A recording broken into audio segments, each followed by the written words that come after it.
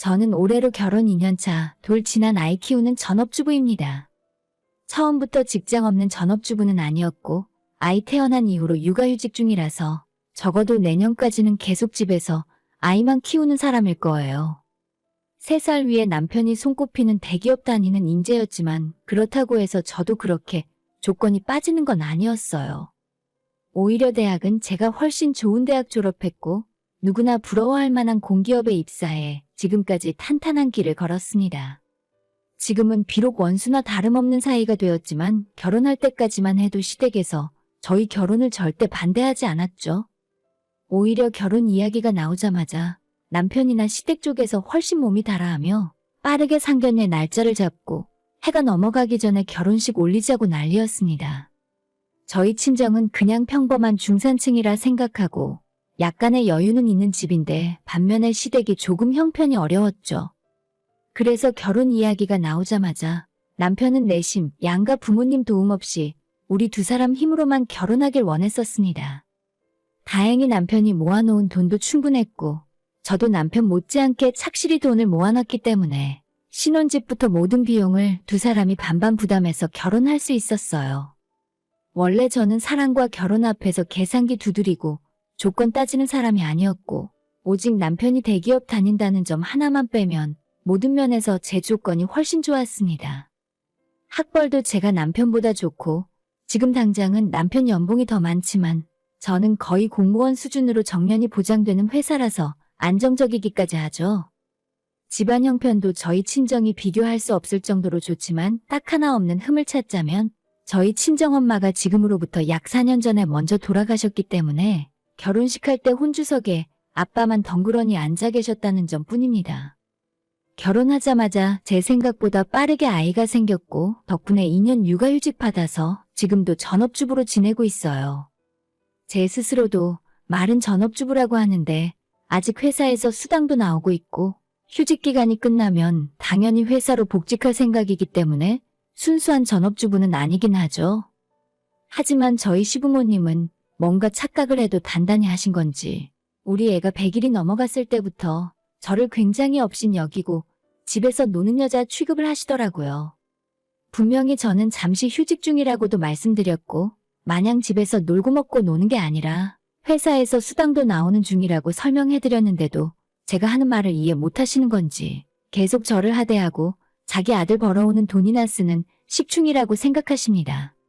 저희 결혼할 때 남편의 요구로 인해 부모님 도움은 전혀 받지 않았고 그래서 그런지 신혼 초에는 전혀 살림 간섭을 안 하시더라고요. 며느리 집에 가서 감나라 배나라 할 거면 최소한 감이나 배를 사주고 나서야 그런 말을 할 수 있는 게 당연한 거죠. 한 푼도 보태주지 못하셨으니 뭔가 마음에 들지 않는 것이 있어도 저한테 잔소리조차 하지 못하셨고 제가 남편 월급과 제 월급을 관리하면서 시부모님에게 종종 용돈까지 보내드리고 있었으니 제가 아니라 오히려 시부모님이 제 눈치를 보고 살았어요. 그렇다고 마냥 콧대 세우고 버릇 없게 굴었던 건 아니고 남들 다 아는 며느리 노릇에서 기본은 지켰다고 생각해요. 명절에 시댁 가서 전도 부치고 시어머니 김장하신다고 하면 제일 먼저 달려가서 하나부터 10까지 다 도와드렸습니다. 시댁에서 떨어질 콩고물조차 없었으니 뭔가 바라고 그런 행동을 한 건 아니었고 그저 어차피 결혼하고 며느리 노릇해야 하는데 최소한 기본은 하고 살자는 생각이었어요. 하지만 애 낳고 제가 집에 들어앉아 있기 시작하자 시부모님 두 분 모두 눈에 띄게 저를 무시하기 시작했고 그게 점점 심해지다 못해 이제는 아예 신혼 때 못다한 시집살이를 시키려는 듯 눈에 불을 켜고 제 흠을 잡아서 공격하시더라고요.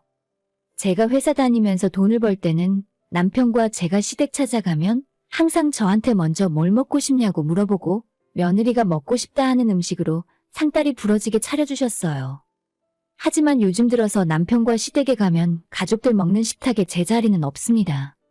어차피 밥상 차려놓아도 저는 아이 보느라 바로 밥을 먹을 수 없긴 한데 애초에 제 밥은 차리지도 않으니 저보고 밥 먹을 자격도 없다고 하시는 것 같더라고요. 보다 못한 남편이 민망해서 집사람도 밥 안 먹었으니까 차려달라고 말씀을 드려야 억지로 밥과 수저를 하나 더 놔주십니다. 우리 애가 좀 칭얼거림이 심하고 깨어있을 때는 저 말고 다른 사람에게 안겨있기를 거부해요. 남편이랑 번갈아 가며 아이를 볼 수 있다면 식사할 때 조금이라도 편할 텐데 한 손으로 아이를 안아 달래가며 겨우겨우 한 술씩 밥을 먹다 보니 제 식사 시간이 30분이 될지 1시간이 될지 모르는 일이에요. 그나마 저희 집에서 밥을 먹을 때는 늦게 먹더라도 상관없는데 시댁에서는 아버님과 남편이 식사를 다 끝마치자마자 어머님이 밥상을 싹 치워버리시더라고요. 제가 밥을 반도 먹지 못했는데 물어보지도 않고 치우니까 너무 기분이 안 좋아서 그 이후로는 시댁 갈 일 있으면 그 전에 미리 집에서 혼자라도 밥을 먹고 갑니다. 아무리 돌이 지났다고 해도 아이 키우는 신혼집인데 시부모님은 조심성 없이 아무 때나 막 쳐들어오세요. 남들 다 자는 한밤중에 오셔서 술상 봐달라 하시는 경우도 있고 간신히 아이 재워놨는데 술 먹고 시끄럽게 떠드니까 제대로 쉬지도 못하고 짜증나더라고요. 결혼 전에는 전혀 이런 모습 없었고 신혼 초에 아이 낳기 전까지만 해도 시부모님이 상당히 제 앞에서 조심했었는데 어쩜 육아휴직 쓰고 집에 들어앉아 있으니 이렇게까지 사람이 돌변할 수 있나 싶었어요. 점점 괴팍하게 심술을 부리시니 저도 시부모님 두 분의 얼굴 뵙는 것이 껄끄러웠고 시댁 갈 일이 있어도 남편만 보내고 저와 아이는 이런저런 핑계를 대고 빠지는 일이 잦아졌죠. 솔직히 아무리 잘해줘도 시부모라는 존재가 불편할 수밖에 없는데 사람 취급도 안 해주시고 볼 때마다 트집 잡고 괴롭히기만 하니까 제 입장에서는 얼마나 싫겠습니까? 2달 전에 아이 돌잔치 때 얼굴 본 걸 마지막으로 그 이후로는 한 번도 시댁에 아이 데리고 간 적 없었어요. 항상 남편만 보내놓고 시부모님이 손주 보고 싶으니 같이 오라고 말씀하셔도 애가 감기 걸렸다고 하거나 친정 가봐야 한다거나 어떻게든 핑계를 대면서 가지 않았죠. 하지만 지난달 말에 시아버지의 생신이 있었기 때문에 그날만큼은 어쩔 수 없이 시댁에 찾아갈 수밖에 없더라고요. 오랜만에 시부모님 얼굴 보고 인사드리고 식사까지 다 마친 후에 아버님께서 갑자기 손주를 안아보겠다 하셔서 품에 건네드렸는데 아이가 빽빽 울기 시작하고 한동안 울음을 그치질 않았어요. 평소 남편이 안고 있어도 마음에 안 들면 우는 아이였기 때문에 그럴 수 있었지만 아버님이 아무리 달래고 재롱을 떨어봐도 아이가 울음을 그치질 않자 거의 제 품에 던지다시피 아이를 돌려주면서 헤이, 너가 자주 집에 안 데려오니 지 할애비 얼굴을 구별도 못하는 거 아니냐? 꼴도 보기 싫으니까 당장 데리고 가라. 너가 우리를 우습게 아니까 손주도 할애비 대접을 안 해주는 거야. 라고 하시는데 일단 아버님께서 애를 제 품에 던지듯 주신 것도 기분 나빴어요. 순간적으로 화가 치밀어 올라왔지만 그래도 시부모님 앞이니 꾹 참고 원래 저희 애가 남편이건 친정부모님이건 마음에 들지 않는 사람한테 안겨있으면 운다고 말씀드렸죠. 최대한 감정 누르고 공손하게 설명드린다고 했는데 얼굴 표정에서 티가 났던 건지 제가 기분 나빠하는 걸 눈치채신 모양이더라고요. 아니 그러니까 우리가 손주를 예뻐하길 원하면 너가 우리 집에 자주 데려오면 될 거 아니냐? 얼굴 보기가 이렇게 힘든데 손주한테 정이 가겠어? 라고 말씀하시길래 제가 한번 시댁에 오려면 무거운 아이를 안고 기저귀나 젖병 등등 챙겨야 할 짐도 산더미라 너무 힘들다고 쉬운 일이 아니라고 했죠. 제가 하는 노고에 대해 칭찬해 달라는 것도 아니고 그저 알아달라고 했던 말인데 그 말에 시아버지 기분이 확 상해버렸는지 우리 며느리가 아주 대단한 일 하고 있었구나. 내가 그걸 몰랐네. 하고 빈정거리는 투로 말씀을 하시더니 그때 식사 끝내고 과일 깎아서 먹고 있었는데 꼴도 보기 싫다고 애 데리고 가버리라며 다과상을 제 쪽으로 확 밀치시더라고요. 작은 개다리 소방 같은 상이었는데 그 위에 있던 음료수 잔도 엎어져서 쏟아졌고 접시 위에 있던 과일이 제 쪽으로 쏠리면서 무릎 위로 후두둑 쏟아졌는데 순간적으로 너무 기분 나쁘고 모멸감이 들었어요. 남편도 순간 당황해서 아빠, 라고 목소리를 높였는데 제가 무릎 위에 있는 과일을 신경질적으로 툭툭 쳐냈더니 그 모습을 본 시어머니가 너 지금 어른들 앞에서 버릇없게 뭐 하는 짓이야? 라며 빽하고 소리를 지르더라고요. 더 이상 이 자리에 있다가는 애 앞에서 못 볼 꼴 보여줄 것 같아서 남편에게 이만 집에 돌아가자 이야기하고 가져온 짐 챙겨서 일어났는데 그런 제 등 뒤로 시어머니가 집에서 밥만 축내는 가정교육 못 받은 년 주제에. 이라며 다짜고짜 쌍욕을 하시는 겁니다. 제가 그 말을 듣고 하도 어이가 없어서 어머님 지금 뭐라고 하셨어요? 라며 눈을 치켜뜨고 대들었더니 갑자기 제 눈앞에 불똥이 번쩍 튀면서 고개가 휙 하고 돌아가더라고요. 시모가 손바닥으로 제 머리통을 때린 건데 그때 제 품에 아이가 안겨 있었거든요. 혹시라도 제가 아이 끌어안은 채로 넘어지면 어쩌려고 그러신 건지. 아무리 화가 나더라도 어떻게 며느리 머리통을 때릴 수 있는지 모르겠습니다. 제가 마지막으로 누군가에게 맞아본 적이 초등학교 땐지 중학교 땐지 기억도 안 나는데 친정부모님도 한 번 때린 적 없는 저를 시모가 뭔데 손을 대나요? 얼토당토 않은 이유로 욕도 먹고 머리까지 맞은 적은 정말 처음입니다.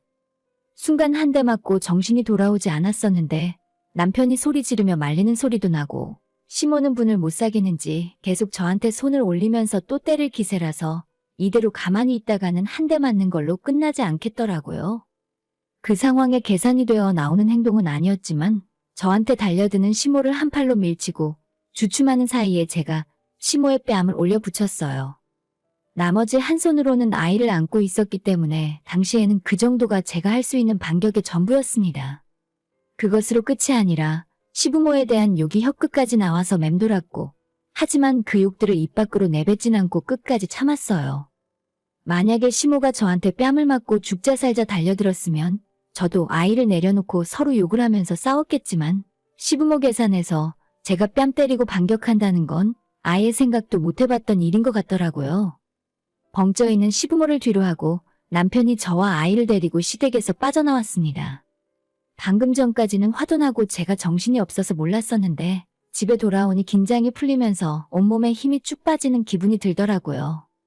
시모가 제 눈썹 위쪽 옆통수를 때렸는데 화장실 거울로 살펴보니 시모 손에 끼고 있는 반지 때문인지 빨갛게 긁힌 자국으로 부어올라 있었어요. 남편은 시어머니가 저한테 손찌검할 줄은 몰랐다며 미안하다고 대신 사과를 했고 제가 시모 뺨에 손을 올렸던 건 책임을 묻지도 않더라고요.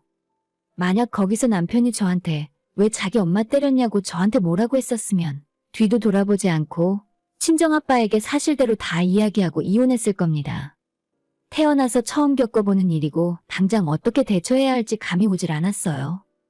만약 저희 친정아빠에게 이야기하면 남편은 물론이고 시댁까지 초토화됐을 게 불을 보듯 뻔한 일이고 저는 무조건 이혼해야 했을 겁니다.